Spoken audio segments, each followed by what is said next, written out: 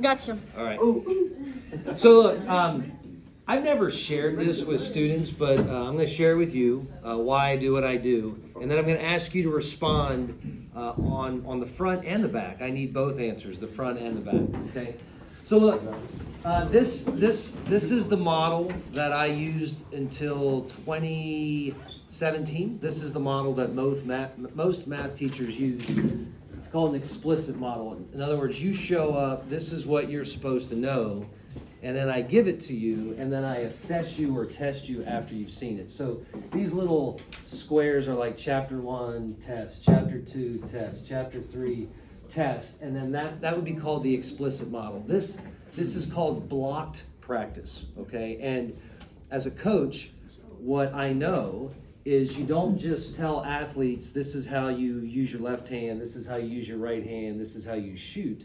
Like in order to get skills, you got to mix them all together, right? Like you have to grow with all of these skills simultaneously, not one and then the next and then the next. So this is what we tend to do in school.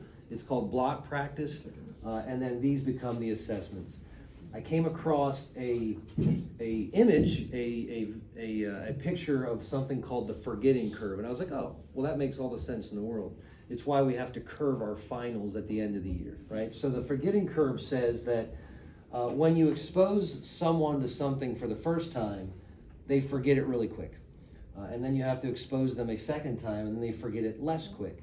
And then the more you expose someone to something, the more they retain it, right? And so I was like, oh, well, that's exactly why this fails. That's exactly why we have to curve our finals. So what I did in 2017, 2018, when I started to adjust, I wanted my classroom to feel more like a practice setting for athletes. And a practice setting for athletes, in my mind, is about fun. Like if you're not enjoying your time, like what are we doing? Like why even show up? Why even bother?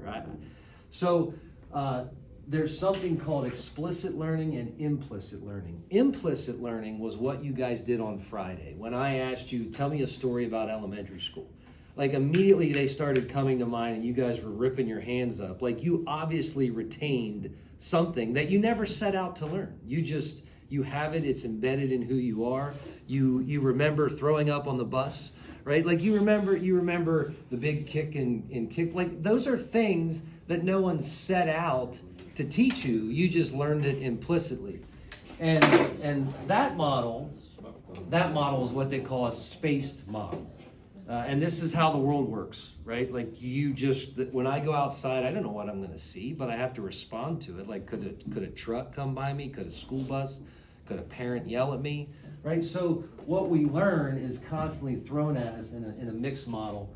And then I've embraced this idea of no finish lines. Like no finish lines. Let's just like, yes, are there certain reasons why? Yeah, there's a marking period 1 and there's a marking period 2. And truthfully, like that's why I have to appeal to like these things. But if I had my way, I wouldn't ever appeal to those things. And so there's a lady named Catherine Price that wrote a book called The Power of Fun, and she said, and I was like, oh yeah, that's how I like to run my classes, right there. Like that's my target every single day.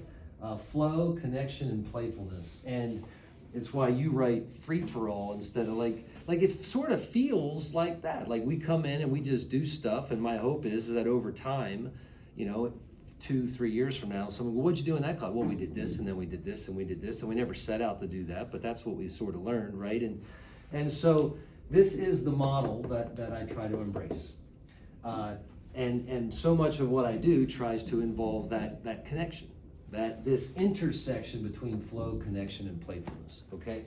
Now, what I'm asking you to do is there's a quote that I appreciate. It says, all models are wrong, but some are useful. This is not a foolproof plan. Like my way of teaching isn't the end all be all. It's just what I'm comfortable with. It's who I've become. It's what I like. It's me taking my coaching philosophies and bringing them into a classroom. I'm really comfortable with how I do it. But there's obviously some bad to it too. So all I want you to do, right, and I've never asked you to do this, but I want you to reflect on it now. I want you to write why you like the model and why you don't like the model. Okay? All right, thanks.